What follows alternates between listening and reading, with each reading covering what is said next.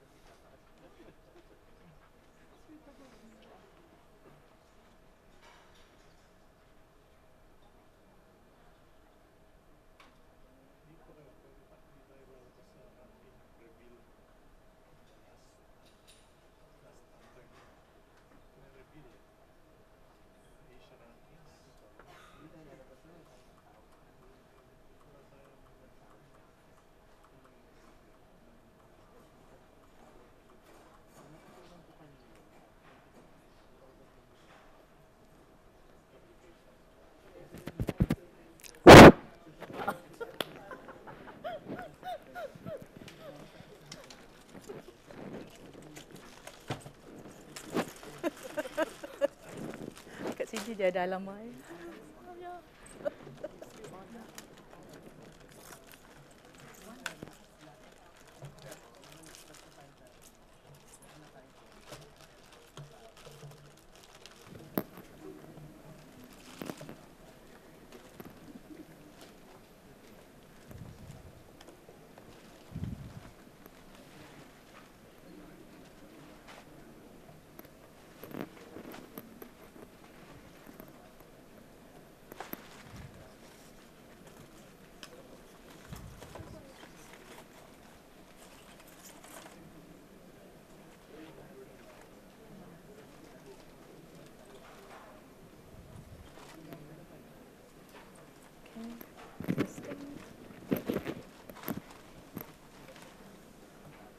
Okay, testing. Are we ready?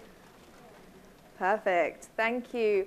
Welcome, everyone, to the penultimate showcase panel discussion of the day, where I have the great pleasure of introducing our finalists for Outstanding Support for Students at the THE Awards Asia 2019.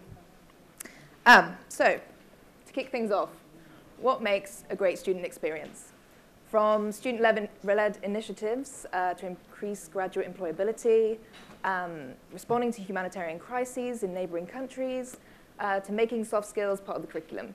I am going to talk you through the panelists, introduce them, and then they're going to talk you through their nominated entries. Okay, so to my left, I have Safwat Al-Bazzaz, head of the English department at University of Kirkuk. Next to him, Zeynep Başak Civi, Director of Corporate Relations and Development at Koç University. Next, we have Siti Raudzah, Senior Director of the Student Development Center, Universiti Malaysia Sarawak. Nan Sze, Executive Director of External Relations at NUS Business School. Gail Tripp, Vice President of University Community Services, Okinawa Institute of Science and Technology, Graduate University. Esra Gençtürk, Rector, Ozyegin University. Choong Chee Keong, Vice President of Student Development and Alumni Relations, Universiti Tunku Abdul Rahman. Now, I've set these guys a challenge today. I'm giving them a very generous time of 3 minutes to explain their nominated entries. And they look like a nice bunch, so I think they're going to behave themselves for me. And then it'll leave us plenty of time for questions and follow-ups, so you guys will have a chance to kind of really delve in and learn some more from them. So without further ado, Safwat, would you like to begin? Yes, it's up to you whether you want to start or me. You start. All right, go for it. Thank you very much. Good afternoon. Welcome our very great and distinguished attendance to this session.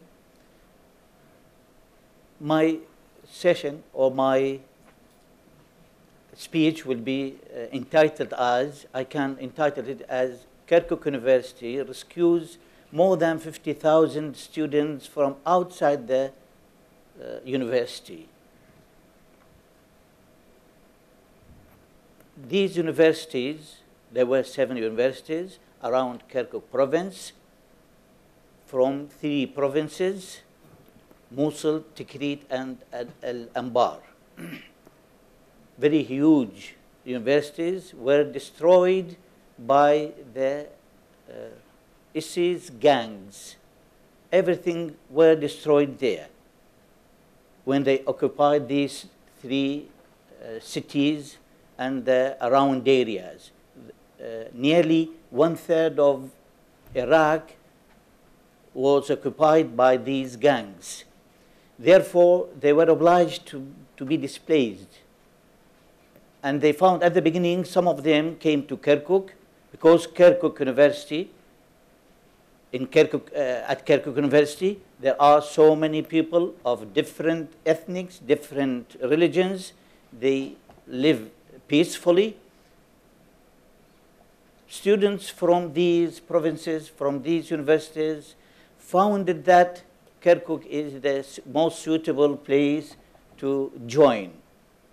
So Kirkuk University hosted all of them in different ways, either to merging them with our students inside the departments, inside the classrooms, or providing them with buildings, with facilities, all the facilities, laboratories, to be occupied by them, by their professors, by their staffs. Otherwise, they were immersed with our students. Kirkuk University provided them with accommodation in the hostel. Kirkuk University tried to prepare all the facilities, laboratory facilities, accommodation facilities, living facilities for them. They were suffering a lot psychologically. So many sessions, so many symposiums were held at the university in order to raise their spirit, because they were preoccupied all the time.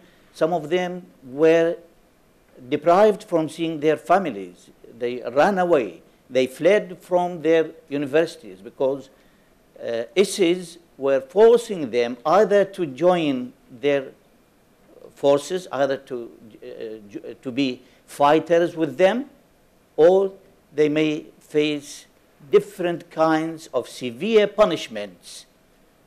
One of these kinds of punishments was putting one family inside a closed cage and drowning them inside the river for 5 or 10 minutes, then taking them out to show the people that they are punishing people who want to flee from the province, from the city, or breaking their legs in front of the others, or throwing them from a high building. For example, in Mosul city, there were a high building, and they were punishing people in this way, throwing them from the highest part of the building. So they were obliged to display. They were displaced, and they settled down in Kirkuk. Kirkuk University tried to make donation for them, even for the forces, military forces who were fighting ISIS. So many blood donations were held. So many symposiums were held for them. For those who were in the same department and professors were available, also the displaced professors were there in Kirkuk. Kirkuk University was able to provide them with buildings and all the facilities to take their time, to make the students pursue their study. they lost the first year of occupation of their cities because it happened in April. So they lost that. One of the students in the ceremony of farewell said that I missed 1 year and I was displaced and now I am in Kirkuk. Otherwise, I might lose all my all these 3-4 years. Though I am delayed from graduation as the students of the other universities, but I thank God because I was able to continue to pursue my study and get my education. So Kirkuk University registered a victory on ISIS, on the terrorist gangs. Otherwise, these more than 50 students might be joined with ISIS, with the gangs, to kill their citizens, not only to kill any enemy in the battle. No, they were obliged to do whatever they are ordered by the gangs. So instead of being terrorists, Kirkuk University was able to make them students, to make them graduate, to make them feel happy, and then in their farewell ceremony, they were very pleased, very happy.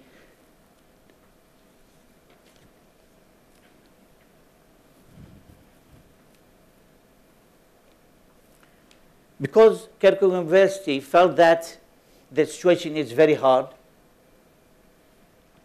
they tried to provide everything for them. For example, at Kirkuk University, we have 2 days off, Friday and Saturday.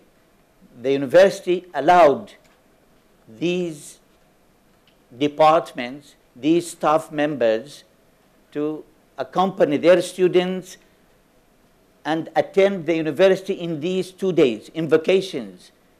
They were attending in order not to lose their study, not to lose their academic year. Though Kirkuk University, the state in general, were suffering a severe financial crisis, yet they were able to make them continue their study with a good and high quality. Sorry to interrupt, we're going to have to have 1 more minute on this. All right. Okay.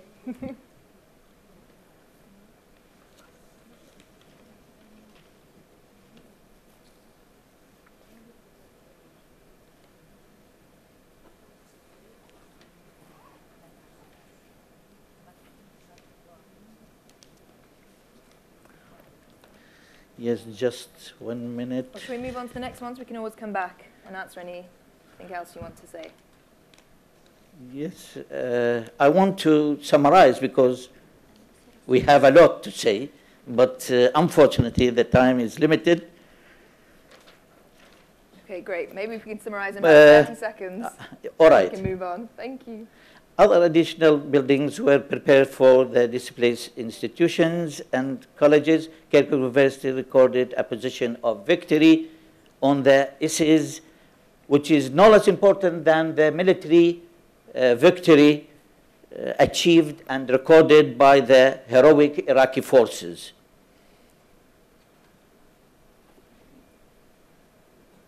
So we can say one group was fighting with bullets and another group was fighting the terrorism with pens.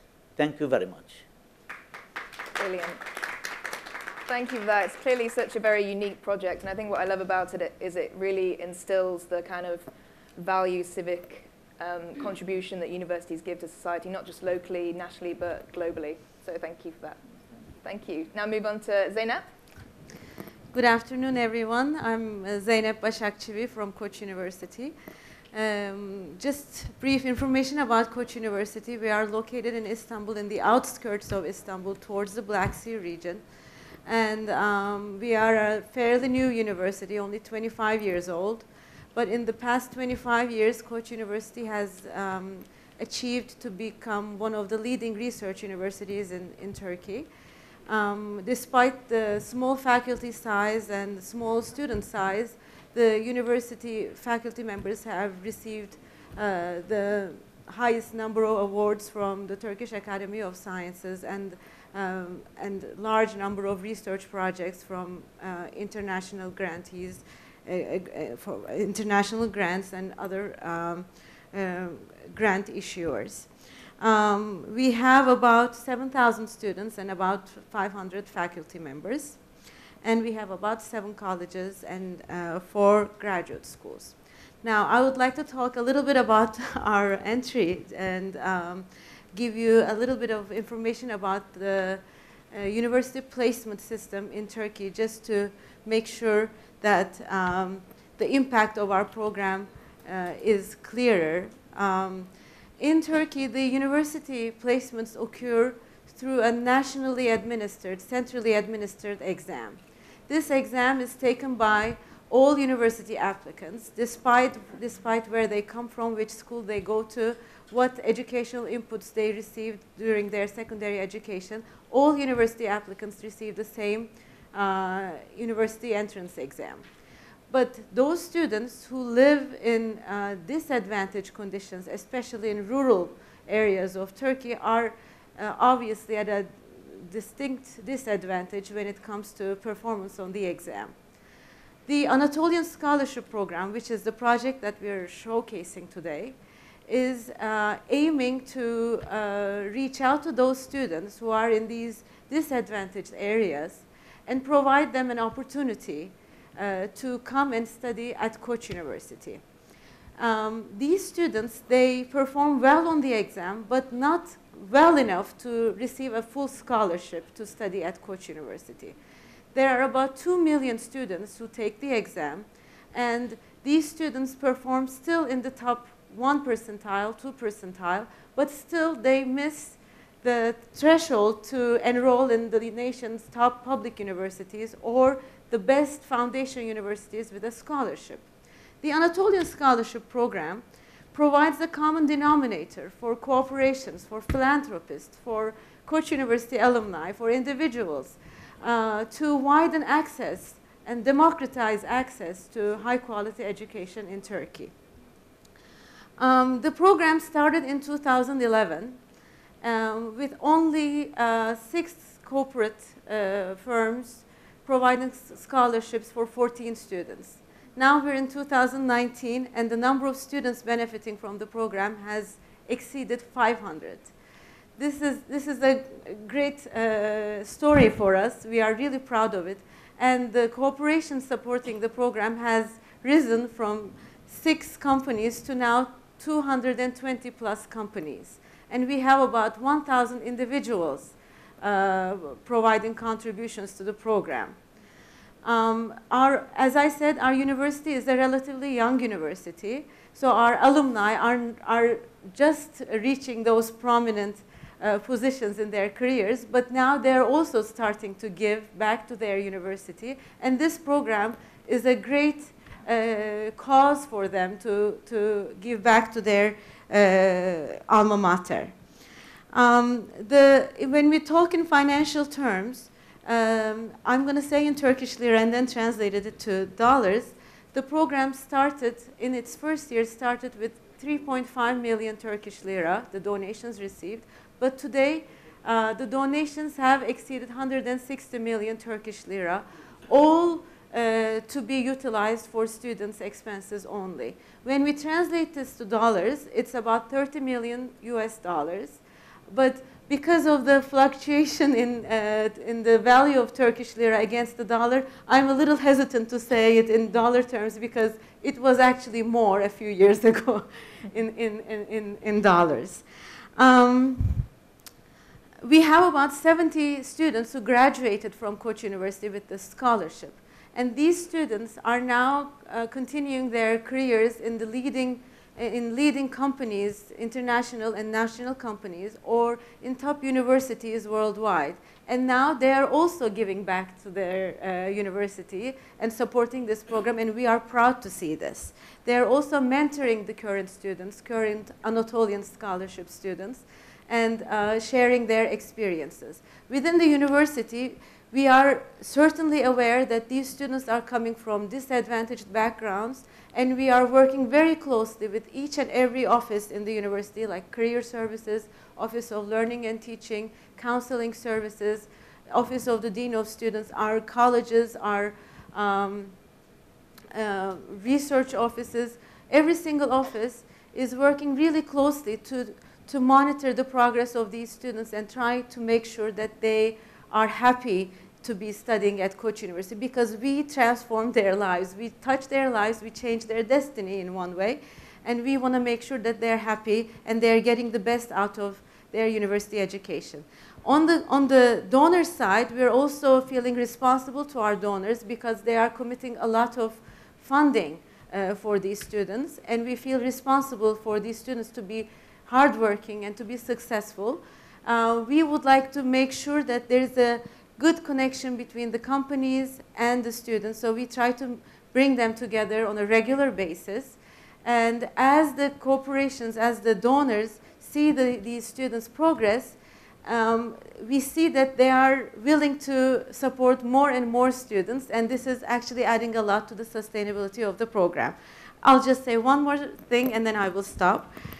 We started this program focusing on what this scholarship is going to, what impact this scholarship is going to do to these students' lives. But now we're more interested in what these students will be doing in order to change their communities. So this program is going to, I think the impact of this program is going to grow exponentially in the years to come. Thank you very much. Brilliant. Thank you so much. What's clearly a very successful program. Thank you. Thank you. Siti, 3 minutes. 3 minutes. Yeah. Hello. Hi, good evening, everyone. My name is Siti. I'm from Universiti Malaysia Sarawak. Like Charlotte has been mentioned, that student support cover a wide range of services, including facilities support, and we also cover scholarship, health, and many others. But for today, Universiti Malaysia Sarawak, we would like to present a very specific effort that we've been doing for the past 6 years to help them and improve graduate employability of our students. But before that, I think let me introduce a little bit about Universiti Malaysia Sarawak. It's one of our public university located in Borneo Island. There's 16,000 of students, and our university actually is quite far from Peninsula.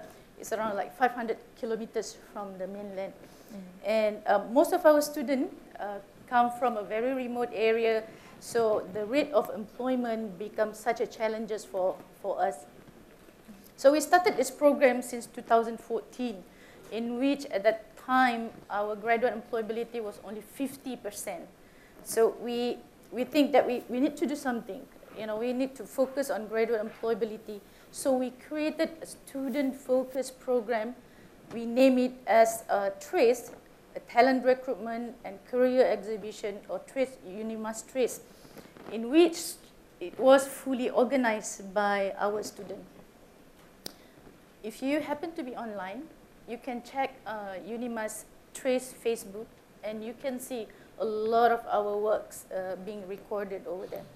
So TRACE, we train our students to become recruiters and to organize career exhibitions and to connect between students, industries, communities, other higher learning institutions in the region.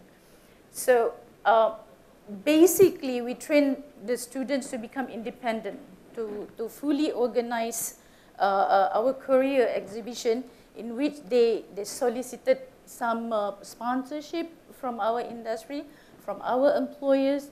So they organized a huge career exhibition in which we brought so many employers to our campus. When we started 2000, I think in 2014, we managed to attract around 1,000 visitors to our campus to seek for employment. And as we grow up, now this is our 6 years of doing the program, we managed to accumulate about 56,000 of visitors to our TRACE program. And if you look at the impact of the program, and since we started in 2014, now our graduate employability increased to, as for today, 82%, from 60% to 82%. So in this program, we nurture our students to manage the entire program by themselves, to seek sponsorship, to organize, to structures, and to make sure that they bring as many visitors as possible. So our program not only benefit the students themselves, but also our alumni, our community, and also the students who seeking job outside our campus. Okay? Fantastic. And fortunately, our effort has been recognized by several agencies, including our ministry. And we've been hoping that this sustainable program will continue, and our students will be able to continue to organize this program throughout the years. And we strongly believe that this program, the student-led program, improve their soft skills, communication skills, and also problem solving. We also believe that this is a kind of leadership program when the student manage their own program, organize their own program, benefit the community, and also we can fill in the gap between the students themselves and also the industry as a large. We hope that not only this program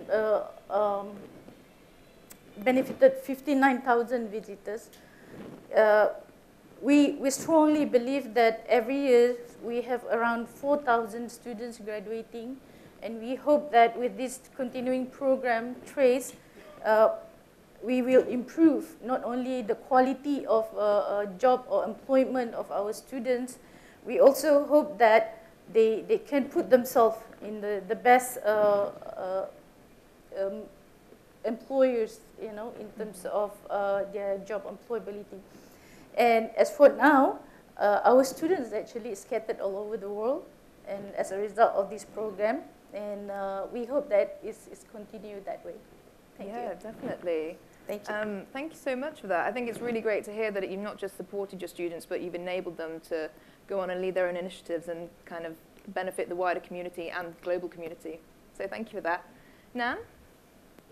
Nan Sze, representing the National University of Singapore Business School, Graduate Studies, Executive MBA programs. I'm here because my team has been performing consistently since 2008 with student satisfaction scores exceeding 90% every year. And this number increases. And my team has fun and challenge in besting themselves every year. In fact, last year it reached 100%. So what is my team, what has my team been evaluated on? One would be speedy, timely, responsive service, reliability, being customer-friendly, competent, professional, helpful, courteous, and overall management and administration. As you can see, it is not easy achieving 4.5 and above out of 5. Despite handling 3 challenging classes of executive MBAs comprising of 160 senior business leaders and successful entrepreneurs from across 23 countries in the world, with classes held in Singapore and 9 other cities around the world: India, China, Indonesia, Vietnam, Australia, Japan, Taiwan, US, and UK. As you know, some of these countries, they can sometimes run into crisis, right, of bombings and stuff like that, or state of emergency. This is also with fees pegged at more than 100,000 for the whole program itself. And with our EMBAs ranked among the top 20 in the world, you can see that expectations of the service quality that we have to deliver would be quite high. So what do? We work very closely with our academic directors, our professors, to ensure that our program is rigorous, relevant, and rewarding. We make sure that we have a program review once every few years. We are agile in terms of faculty evaluation and city evaluation. So if faculty members are not performing well, or if certain cities, we're not doing too well in that, we make sure that we change for the next cohort. We have a fantastic orientation, team building activity, so we get our EMBAs to build go-karts and then race. Sometimes more challenging team building activities, and it's not easy for people who are, in their 30s, 40s, 50s, and even 60s. And we make sure that on the academic front, we present contemporary topics such as Industry 4.0, digital currency, big data, topics like this that will appeal to our EMBAs, who are the captains of industry. We make sure that we provide guest speakers and company visits to bridge academia as well as industry, and as well as experiential learning. So we get our EMBAs to work on management practicum projects where they have to work on providing solutions to real-life problems. As we speak now, a group of 40 people with 3 faculty and staff are actually trekking 112 kilometers across the Gobi Desert. So if you want to work with us, you make sure that you are in tip-top physique to trek across the desert. Okay. There's also cultural immersion program. So we celebrate Holi when we were in India, took them to a geisha performance when we were in Japan. There are also cross-program networking as well as learning, and of course we provide lifelong learning. So our EMBAs are able to take up MBA, EMBA courses. They are also able to take up courses in the university under the lifelong learning program, as well as take up executive education courses at a discount. As the supporting team were committed to personalized learning even before they are admitted into the program. I mean, even before they are matriculated into the program, before orientation day, we already know each one of them by name and faces. There's a customization of merchandise, so you not just get NUS bags, you also get a bag tag with your name on it. We make sure that they are fed well, so we look into catering. If that's not taken care of, we make sure that we improve the food. And this has to cater to so many cultures, so we make sure that there's local as well as international cuisine. We also provide city information to brief them on the cities that they're going into, and make sure that they are adequately taken care of, to include the contacts of embassies in the cities that we're visiting. We treat our students like how we treat our team members. So the culture of being professional friends in my team has been passed on to the students themselves. So they are like professional friends or family once they become part of the NUS family. We even have our students and alumni calling our staff their EMBA mom. Okay, so we are competent, cohesive community, and this has translated into real results. So we have 12.5% of referrals back to the EMBA programs, 170 alums spreading the program through word of mouth, 30 company visits, guest speakers, projects contributed by our alumni, as well as increase in enrollment. All these happened last year. So for this, I do think that we stand a good chance for the award. Thank you. Brilliant, thanks so much. Gail, would you like to introduce your project? Well, I know I've only got 3 minutes, and so I thought hard about how I might be able to achieve it. So I want to talk about who we are, what we do, why we do it, and how we achieve it. So as Charlotte introduced me, my name is Gail Tripp. I'm the Vice President for University Community Services at the Okinawa Institute of Science and Technology Graduate University. Now, this is a new university, and so I think that what we're really offering is how rapidly we've achieved it. Not necessarily what we've achieved, but how fast we've achieved it. So we were accredited as a university in 2011. So we're 7 years young. We're a private university, but we're funded by the Japanese government, so we're quite unusual in that aspect. All of our classes are taught in English. Our administration is in English. At least 50% of the faculty and researchers are from outside of Japan, and that is a requirement, that 50% of faculty have to come from outside of Japan, and at least 50% of our students must come from outside of Japan. In fact, at the moment, 80% of our students are from outside of Japan, which is one of the reasons why we've had to work hard to make sure that we build a community for all of those individuals. We're a small university. There are 174 graduate students at the moment, but they come from 42 different countries. So if you have a chance, please take a look at our poster and you'll see that our students come from all over. Today, I'm representing a team of people. These are not my efforts, they're the efforts of the team to provide support services for our students. These are not services that we provide to our students only, we provide them to the staff and to the families of our staff and students. And I think that's one of our unique points, is that it's not just the people who are engaged at the university, but their support systems who we are supporting. So what is it that we do? And as I say, these services are available to all OIST. So we have on-site childcare, we have bilingual childcare in Japanese and in English, from 2 months of age up to 6 years of age. We also have after-school and holiday programs. This is subsidised childcare so that our students and our postdoctoral fellows can afford to have a family and continue to study and engage in science. And a number of our students are parents, and that number seems to be going up. We have a resource centre that provides support for daily living. As I say, our students come from 42 countries. Most of them do not speak Japanese when they arrive in Japan, and they're not so familiar with Japanese culture. So the resource centre supplies support for things like banking, getting a phone, translating.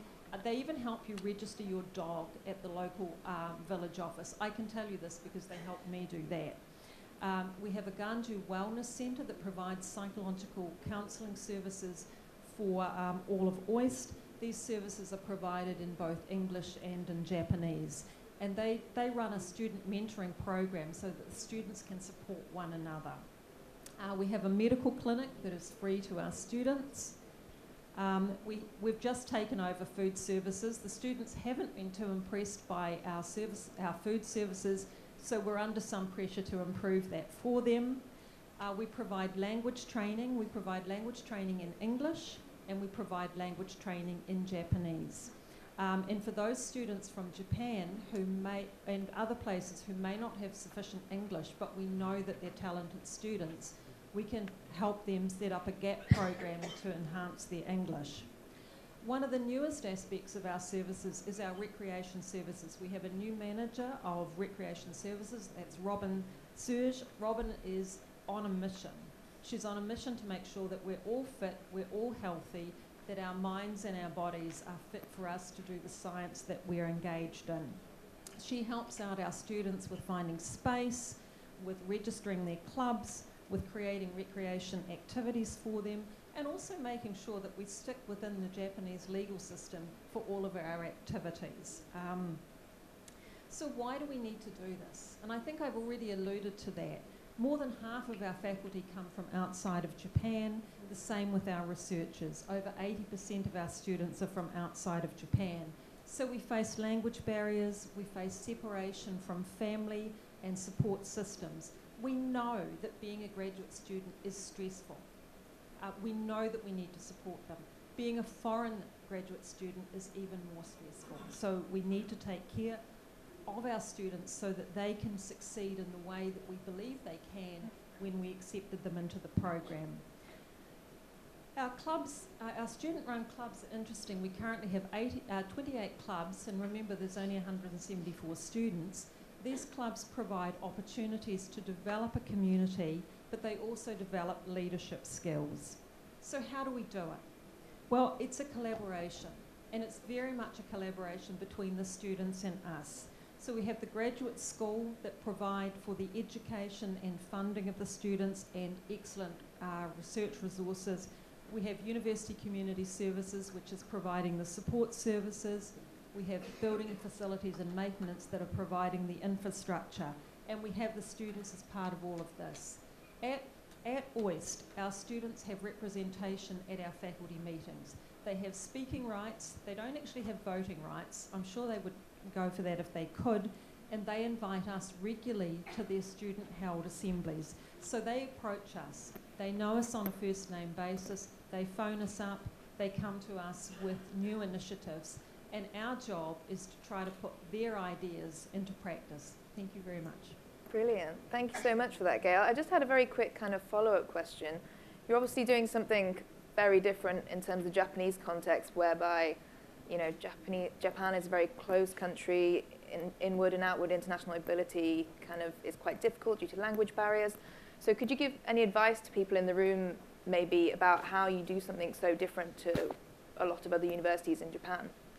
Well, I think that we've been incredibly lucky. We have the most amazing Board of Governors who seem to think anything is possible, and therefore they task us with achieving the impossible. But yeah, I would have to put a big shout out to our Board of Governors and to our first president, Sydney Brenner, who sadly passed away very recently. But Sydney just had a vision. And I think that our Board of Governors continue to have a vision, and they have instilled that vision in us. If you thought about it, you wouldn't do it. Yeah. But they didn't give us a choice, and it has been an amazing ride for us. So no, anybody who's looking for an interesting and exciting opportunity, come join us in Okinawa. Great, thank you. And now Ezra. Yeah, I'm sure this would be much better.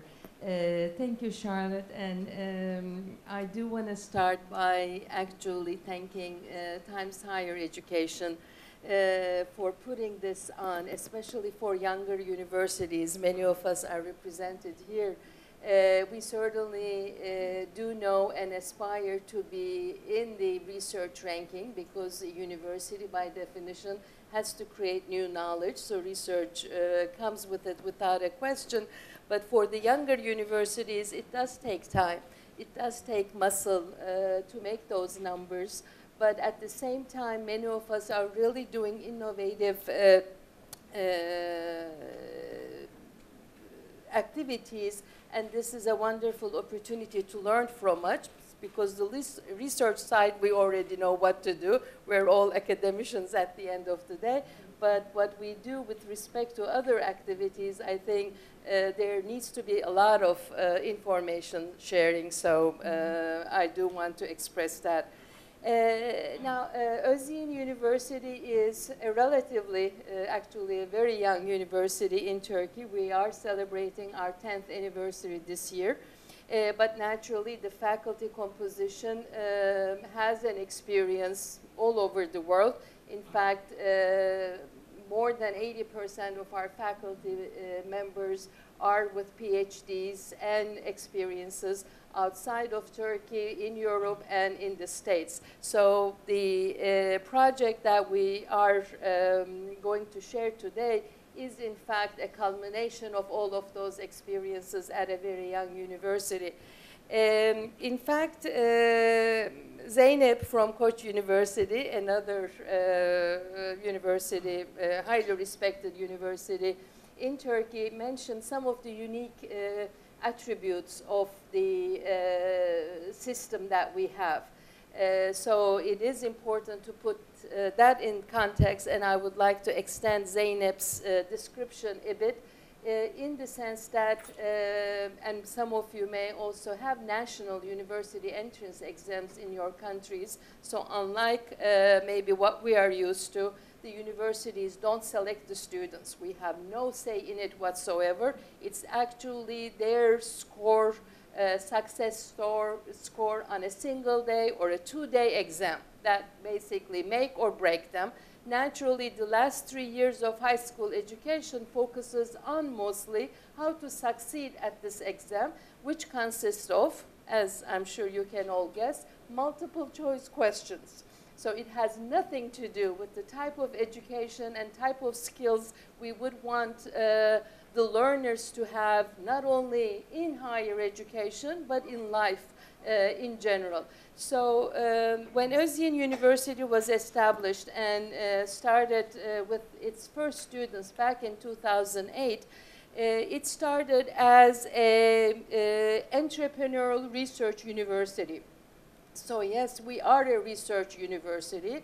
Part of Publish or Perish certainly applies to our faculty members too. But the entrepreneurship side is interesting because it is not only in the form of having entrepreneurship programs, the four-year undergrad program, graduate program, technology transfer office, and facilitating our faculty members to actually start their own businesses, the patents and all of those things that we all know.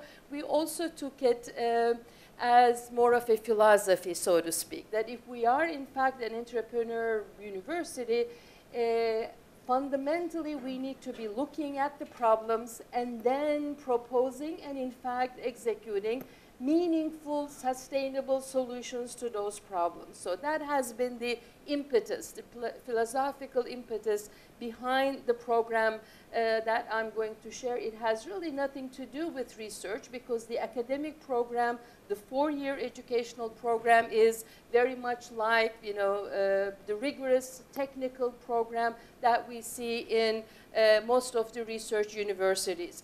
The unique aspect of Ozyegin University is looking at the inflow of students, and we're a predominantly undergrad university. We have close to 8,000 students, 6,000 plus basically undergrad students. So looking at that intake and looking at the qualifications, yes, they are wonderful in succeeding at a national exam. They know how to memorize.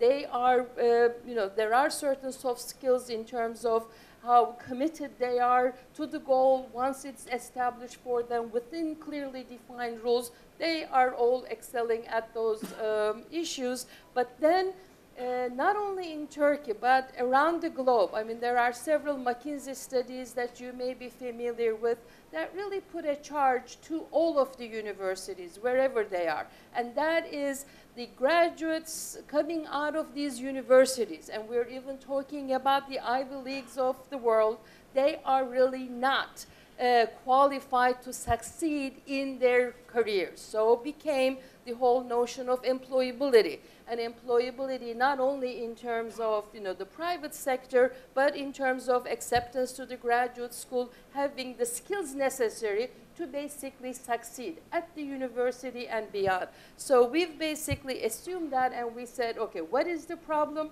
What are the solutions without thinking about the limitations as you've suggested, and then really forging ahead and see what we may do. So one of the things that we've done, and this is again separate, integrated, but separate from the four-year academic program that they all pursue, we basically designed what is called a sectoral education program. And all of our 60,000 plus students basically go through this program, and it has three fundamental components. One is the academic side. There are a number of sectoral courses separate from their traditional academic curriculum, and they start, we've started with 4 courses, now we're up to 8 courses, but they start with basically, because again, if you think of the programs that you know, actually the sectoral knowledge is only given in specific courses within their academic area, and that's usually up to the instructor in terms of a work project, case study, whatever the pedagogical tool may be. But at Ozyegin University, with the sectoral education program, students are exposed to all of the sectors, and usually with guest speakers at different levels, not only at the CEO level, mid-level, or even the recent graduates, so that they know about, what are the KPIs, what are the dynamics, both globally and locally. And then it basically more like a funnel goes to the very last course in this sequence, where we receive projects, actual consulting projects from the companies, and students work on those real life projects. So there are prior to that, global cases, local cases. Some of the courses are online. So all pedagogical tools that are really necessary to engage the students into this whole notion of being familiar with the different sectors, its dynamics, its KPIs, and its requirements, different business models. That's one aspect, that's the academic aspect.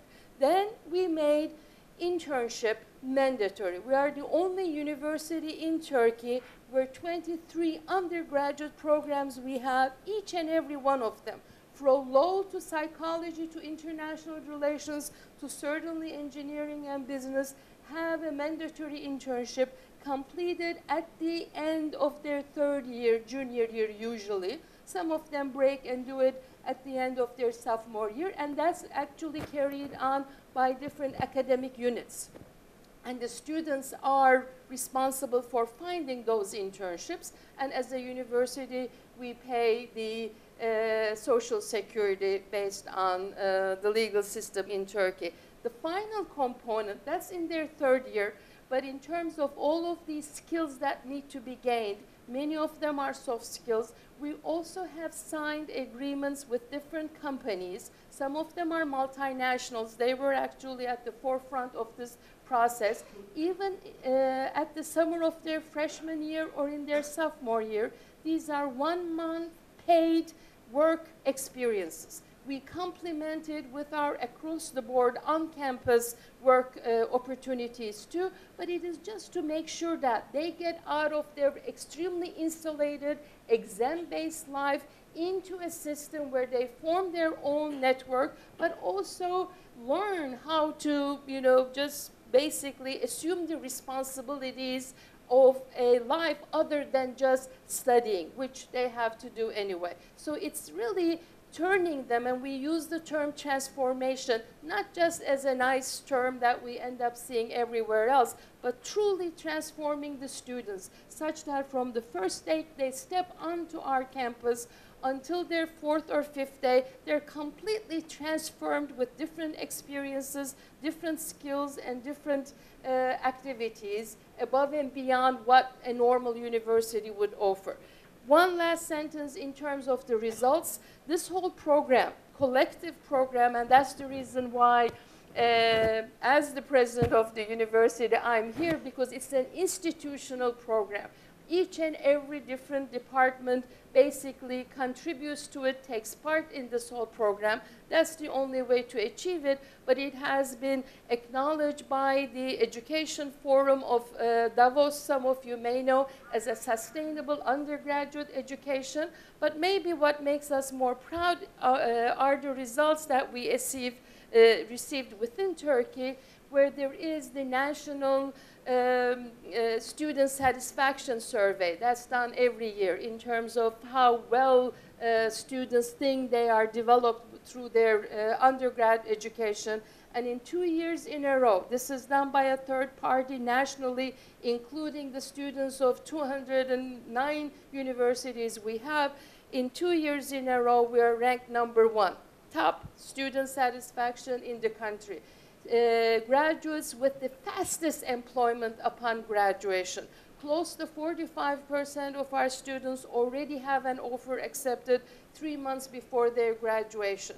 And in this, again, third-party survey, including members of all of these universities, the time to employability, which does not include grad school, sure, we're running out of time, are the rankings. So if any one of you interested down the line, I would be more than happy to share the results. It's a very unique model we're proud of.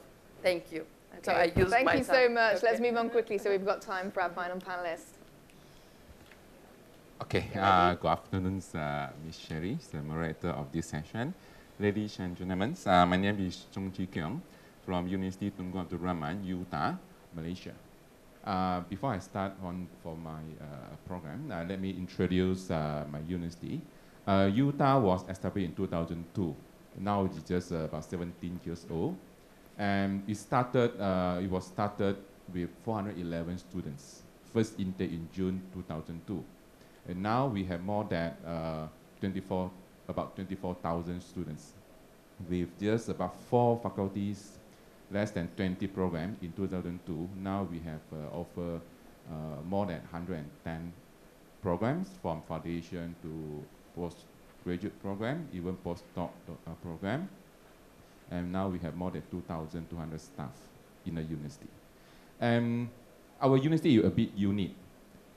We are private university, but not for profit. If you are clear about the Utah history, we are established by the people. That's why we always contribute this concept to our students. Utah is the university by the people, for the people. Our establishment fund are donated by the public. Our 190 billion ringgit Malaysia, except the first matching grant given by government, 50 million ringgit. Other grant until now, we never receive a single cent from government. That's why we are private, but we are not for profit. Our tuition fee is one of the lowest among private universities in Malaysia. And we are still thinking, since we are the university by the people, for the people.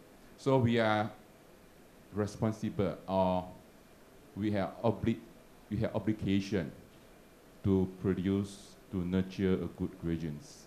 So we are thinking how to enhance the students' capability. So in 2009, we have introduced this program we call Utah Soft Skill Development Certificate, USSDC. First, we introduced 5 components of soft skill. Because we always think that our president is engineer, our another 2 vice president also engineer or science-based. They always say that this engineering professor or students talk less, do more. So we want to make them to talk more. Even business students, social science students like to talk, and them to talk even more. Okay, so we have introduced 5 components for communication, language skill, and critical thinking, creative thinking, problem-solving skill, moral and professional ethics, and entrepreneurship skill in 2009. And Utah was the first university to introduce this type of structured soft skill program in Malaysia. After 2 years, Ministry of Education Malaysia introduced a guidelines for soft skill. After that, we changed accordingly. We expanded from 5 components to 7 components by including extra 2 more components. That is leadership skill and lifelong learning and information management. And we started from 2011 until 2017. As you know, the World Economic Forum introduced is so-called 21st century skill. They are top 10 skill. And because of that, we expanded again from 7 components to 10 components. We have extra 1 more component called digital skill. And looking at the component also from World Economic Forum, we have made some components better. For example, previously we combined critical thinking, creative thinking, and problem-solving skill together. But now, as time evolves, we need to, now the problem is not just to solve the problem, but we have complicated problem, so we need to have complex solving skill. So we make it as a single component for students. And we have cognitive skill. We have cognitive flexibility for students, not static in solving problem. There might be agility in facing frontier. Okay, so from 2009 until now, 10 years, we have changing the program in line with the market needs as well as the challenges that we have. And now, we always have, since 2005, we have first batch of students graduated. Until now, our employment rate has increased on average until now is more than 95% within 6 months upon graduation of students. And we are happy that we have 94% of the students have registered this program to enhance their soft skill. So we are developing the USSDC. It's an ecosystem. We are developing an ecosystem of soft skill development for students in providing support, strategy management for students to enhance their employability. Not only that, but also make them to be value-driven graduates. There must be a high moral or integrity. That's why in our 6th education philosophy, we are putting virtue and morality as a top, followed by knowledge and intellect. Okay, of course, because of time limit, we will share with you if you are interested after the session. Thank you so much. Brilliant. Thank you so much, everyone. I can't say anyone stuck to 3 minutes, but I can say that I thoroughly enjoyed hearing about all these stories on stage. I'd like to throw out, we've got a couple of minutes, I'd like to throw out questions to the room if anybody would like to ask the panel something specifically. Yes, we've got a mic coming. Thank you very much. I'm representing Russian University in East Siberia. It's not far from Baikal Lake. That's why we are more connected to Asia than Europe. The question is, thank you for your wonderful reports. I wanted to ask whether your students are participating directly in the managing of the university. Not indirectly by, all the service, how the teaching is conducted, but direct participation to have some projects of including students. Thank you. Can I answer that? Yeah, of course.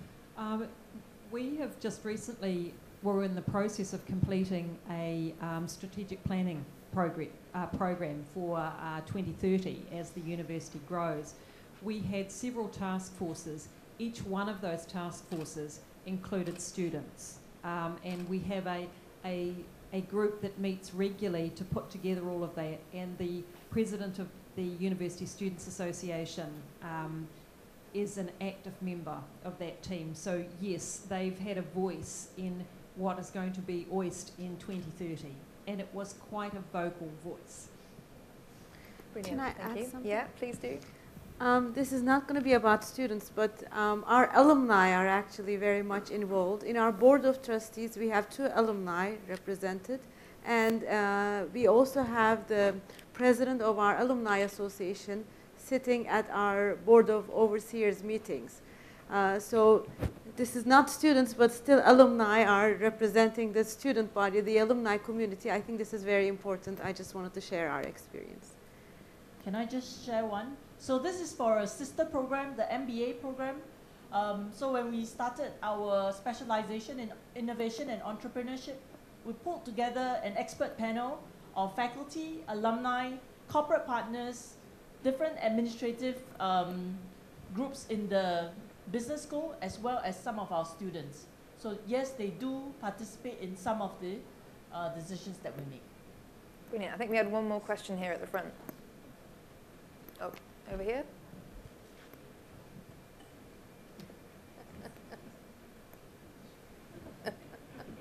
If we could maybe take both of them, so if you want to give your question, then you give your question, we can see who wants to answer on stage.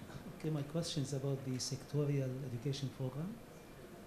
Those courses, are they given for credits, or are they sort of part of the program? They are part of the 240 ACTS credits. Brilliant. Quick. Yeah, I'm Dr. Habil, head of business department of Arab Open University in Bahrain, affiliated to Open University UK. Now my question is to the resource person from Singapore. Yeah, yes, you mentioned that across the countries probably you are, if any of your faculty is not performing well, you make sure that they are changed. Now my question is, what do you have in place to improve them? Is it just changing immediately one is not performing well, or you have some call it mechanism of improving their performance? Yes. So we don't change them outright like this. We always give them one chance, but we cannot afford to take too long on changing our faculty because these are EMBAs. They are in their 30s, 40s, 50s. They paid a lot of money, and they will be after your blood if you don't do anything to change the faculty or the cities. So usually, the academic director or the vice dean will sit down with the faculty member, and will candidly talk to them about how they can improve, and then give them one more chance. If they are not up to it, then we'll look for another person in the school itself. Usually, it will be the head of department who will be recommending. Otherwise, we'll have to start looking out for adjunct practitioners. Brilliant, thank you. We are out of time, unfortunately, today, but I'd like everybody to join me in a round of applause for our amazing panelists. We're taking a very short break now, but we will be back with my colleague John Gill, who will be chairing the final panel session on International Strategy of the Year. So please do come back for that.